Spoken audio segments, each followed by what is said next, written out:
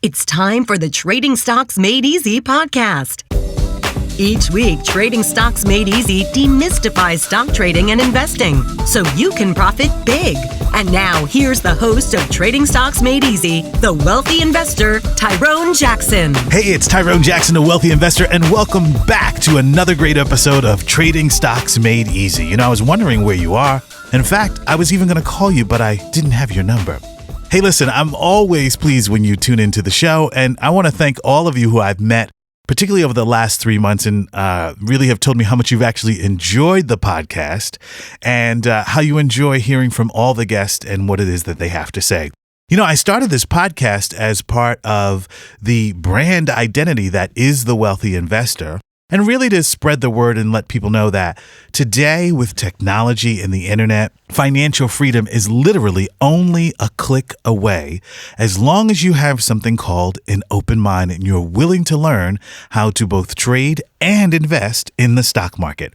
That's what this show is all about. And every week I strive to bring you stories of real life people who now have fallen in love with trading and investing in the stock market the same way that I have. And tonight is no different. But on this particular episode, we're going to talk about the idea of incarnations. You know, some people have these wonderful lives where they reinvent themselves in stages. And my guest on this particular episode has done just that.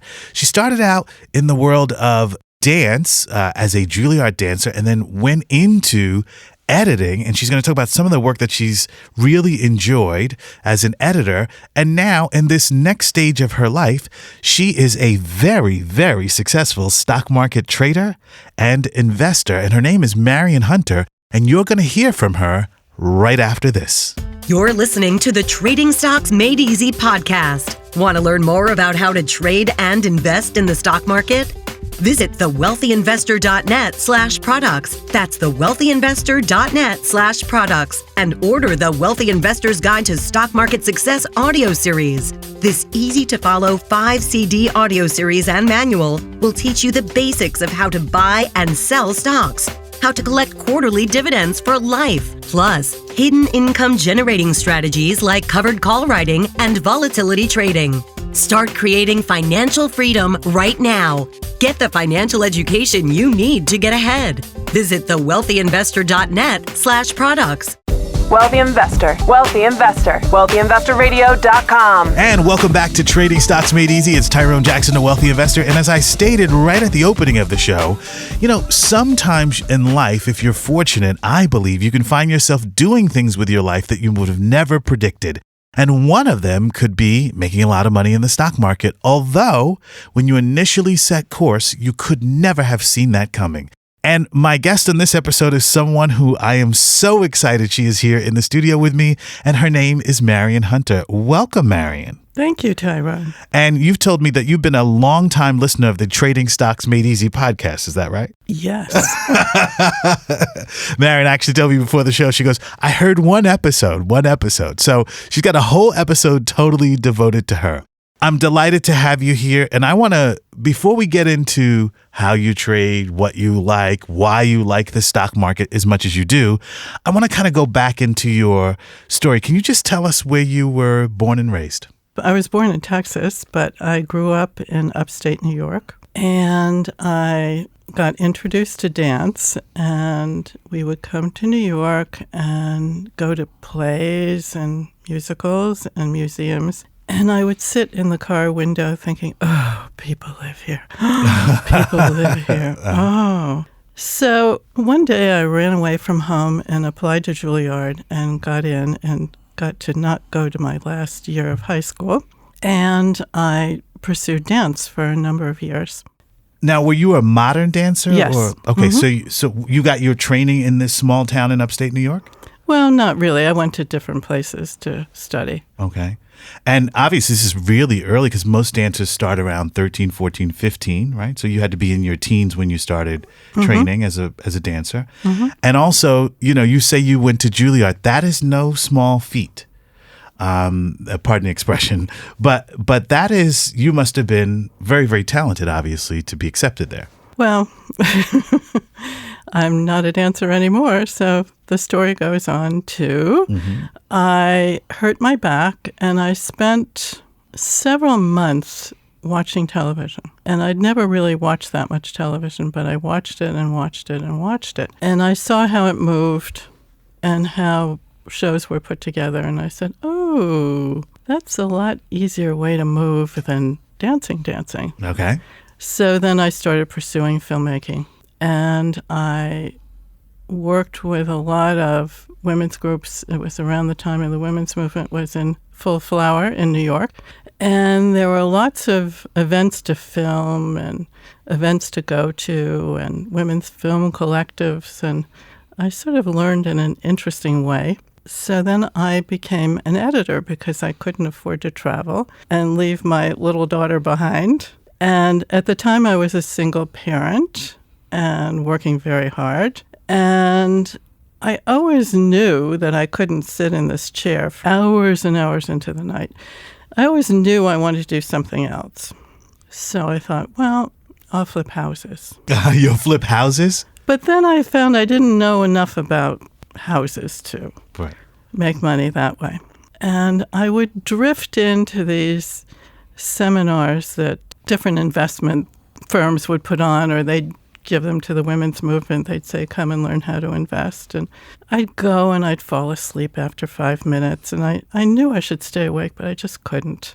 And then finally I met up with you. I was able to stay awake and talk about money and numbers.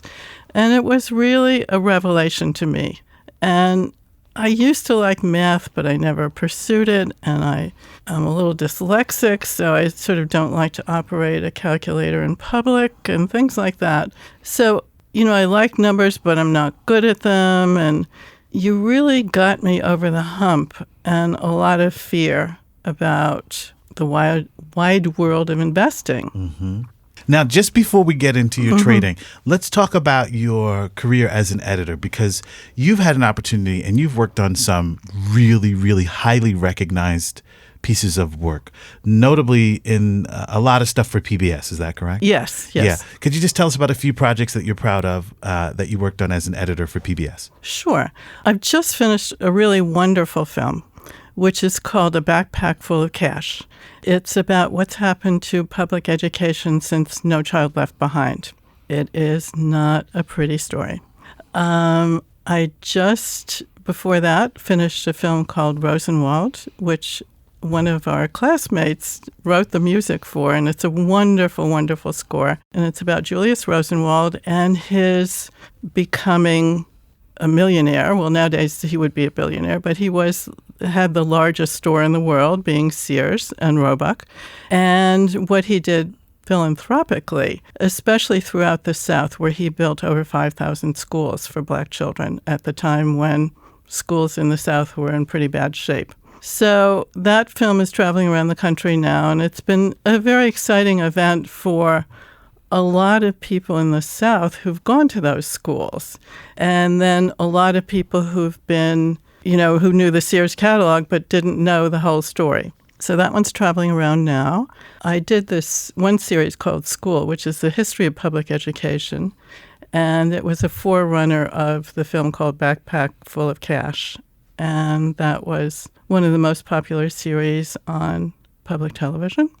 And so you can look back now, you have a body of work that you're proud of. Yes. Right.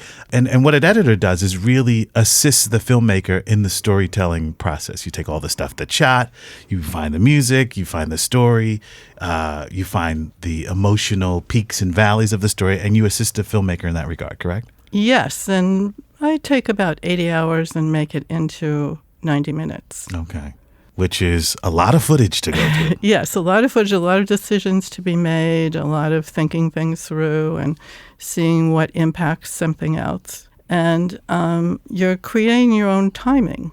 And the one little problem I have in the stock market is my timing. It's just not where it is when it comes to editing, right?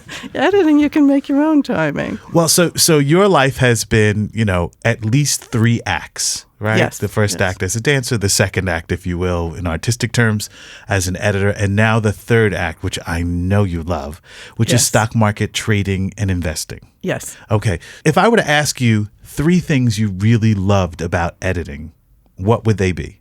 The collaborative process of different materials working together. It's, the sound and the picture and the time, the elements working together and the people working together. Cinematographers, the animators, the graphic designers, the directors, the writers, the musicians, the composers, they all pass through me. Archival music, all of the archival footage, it all comes sort of through me and back out again. So that part's fun. And now, in this third act of your life, what is it that you love about the stock market? I think of it as a river that's out there, and I think of myself as somebody sometimes I don't. I think of myself as somebody in a primitive village, and I have a bucket, and I need to go get some water. And sometimes the bucket's heavy, and sometimes the bucket's light. Sometimes you have to scoop way down in. Sometimes you have to get cleaner water. Sometimes the water's rushing past. Sometimes it takes your bucket away. But it's always there, and you can go get it and bring it back to your little hut and make things with it. Now, you mentioned earlier in the interview that you had been exposed to other professionals who had taught you or exposed you to other ideas when it comes to trading. But the wealthy investor approach works for you because of, my focus is always on wealth and residual income. Like, we make money no matter where the market goes and where your favorite stock goes. Was it that idea that was appealing to you, or just the idea that you could have some sort of control in your financial life? Well, the idea that was appealing to me was that you could have control. Yes, that's basic. But the reason why I adore you and your program is that you can make it accessible to anybody who's interested. And, I did go to those other seminars and things and just really fell asleep. They just didn't talk to me. It wasn't broken down enough. It was too fast. It was about things I didn't know about yet. So I couldn't even step into it. Now, a lot of people have their favorite trades, right? So what is it? I think I know the answer to this. You like volatility trading, right? More than covered calls, which I talk about on this show all the time. I like spreads. You like spreads. Okay. Mm-hmm. Why do you like spreads so much? It's just magical to me that I can sell something I don't even own. And it just makes it really, it's an easy trade. Yeah, easy for you. Because most people have a hard time understanding. And for those of you who don't know what we mean, we're actually talking about buying an option and selling an option and letting time run out of either the first option the option that you bought or the option that you sold or some variation thereof. So it sounds like you like options trading more than anything else. Yes. Okay. Why options trading more than trading stocks? Compared to options, stocks seem big and cumbersome, and they're expensive. Options let you do many more things than just trading stocks. You can prosper in different scenarios, up, down, or sideways. You can still make money. Whereas if you're purchasing stocks, you want it to go up, and that's it. Okay. So you feel like options give you more versatility overall? Absolutely. Okay. And what kind of spreads are you setting up more often than not? Put credit spreads are my favorite all time. Put credit spreads? Mm-hmm. Okay. And what do you like about those? Just the idea of buying a cheaper something and selling a more expensive something, and then voila, the money's all yours. Right. As the time runs out on it, you get to keep most of it, or if not 100% of it. Mm-hmm. And you like spreads even more than volatility trading shares? Yeah. Okay. Yeah. And why is that? It's just so magical. I mean, you're selling something you don't really own, mm-hmm. and it's yours. You get to keep the money. And how do you trade? With how much frequency do you actually trade? Are you trading every day? Oh, yeah. You're trading every day. So you're either buying something back or just selling something for a profit. I'm usually setting up something or managing something. Maybe I don't. I mean, I certainly trade every week, and I do a number of trades every week. Now, when you trade, do you have an income target? Yes. Okay, so you have a number that you're trying to make per trade or a number that you're trying to make per month? Per day. Per day. You have a number that you're trying to make per day? Okay. And there are days when it doesn't go your way. Yeah. What can you do about that? Well, I'll make some calls. I can't promise anything. And so how do you handle yourself emotionally? Are you disappointed when that doesn't happen? I have a section, or I have allocated a certain amount for income trades. And then I have a certain amount for repair trades. So it goes into like, oh, you got to do more repair here. Okay, so did you ever think at this point in your life you'd be trading on your own and enjoying it the way that you do? No, and I don't think anybody who knew me would even wildly guess that, because I spent a lot of time being not broke, but money was really a big issue and it was really hard. I was a single mother twice, which is really a silly thing to do, but financially it's suicide. And I just always had a struggle with money. So it's really nice to have money be my friend for a change and to be able to feel some control in that situation. Do you trade in the Wealthy Investor Program? We talk about trading in your cash account, and then we also talk about trading in your retirement account. Do you trade in a retirement account? Not that much. Okay. Mainly my cash account. Okay, mainly your cash account. And what do you do with your profits? Since you like spreads and options, do you do something with your profits? Do you pull that cash out? Do you spend it? I live on it. Okay, so you're now making your living Absolutely, yes. trading. Okay. Now, there's somebody out there who is listening, and they're saying, how did this happen if money wasn't always your friend and it was something that you struggled with, and now you're making enough money to support yourself? Your response would be what? It took me a long time, like many months sitting in class, like trying to figure out what all the lingo was and where the lingo ended up on the page of stock charts and what happened next. And I started out with, I have to pay for this class with my trades. And I think I started out with $6,000. And, so I'd have to pay for class. And then I got a little uppity and I thought, why am I working so hard to pay this guy? So then I wanted to get as much money as you got, which I then did. And then it was like, okay, if I'm going to put more money in, I got to get more money out. So it was slowly building up. What advice would you give to someone who thinks, well, I'm older now and I don't really know if I could really do that and it's not really for me? You would say what to them? 2 pieces of advice. Well, you don't know until you try, but try in a good, safe circumstance like your program. So I couldn't have done it by myself or reading books or. And what is it about? Because sometimes people think that trading is just something you do in solitary confinement. What is it about being in a group and in a class that has helped you? I'd rather be alone with you, Tyrone. Well, thank you. I hear that a lot. And everything comes with a price. Well, of course. But what is it that helps you in a group setting? I guess other people struggling or other people learning, it reinforces what should be done. And, you get to say things over and over again. I get to hear them over and over again. Anybody who's listening to this podcast who might believe, for example, that stock trading is something they'd like to do, but they're afraid of losing money, what advice would you give them? You will have some trades, no matter how good you are, who you are, that don't work out. And that's part of it. And you will have all of your trades. You don't know whether they're going to work out or not. And some people can't handle that. If you can make money. I think it's really interesting. One of the topics I always try to encourage people to move past is fear, right? You're not going to do everything right under any circumstances, whether it's build a house or a new job. And in order to become a successful trader, you have to be willing to lose some money because that's really how you learn. Now, the goal is at the beginning is to not lose too much and not continue to lose, obviously, but to follow a system that works. Would you agree with that? Yes, I would. And I think a lot of people don't lose money in the beginning, and it's a shock when you finally do. What happened here? All right.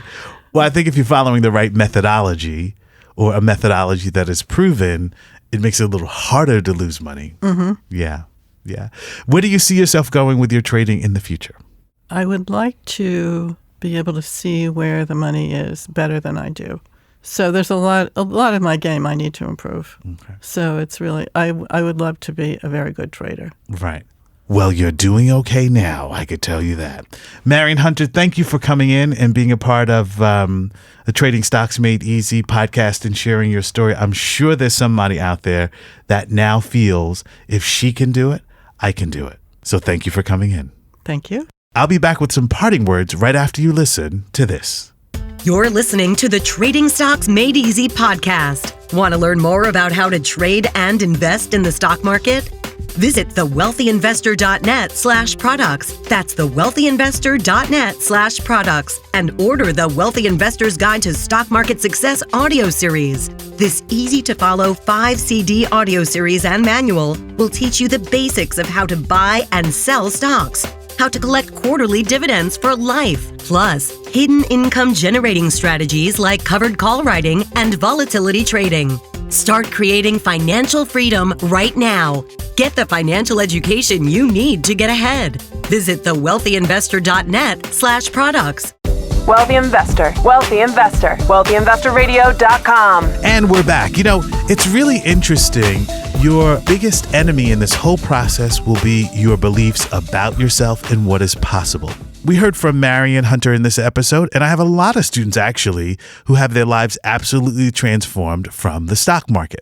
Now, it's interesting because you can listen to this podcast and receive a lot of motivation, but your next step is to make sure that you take some action.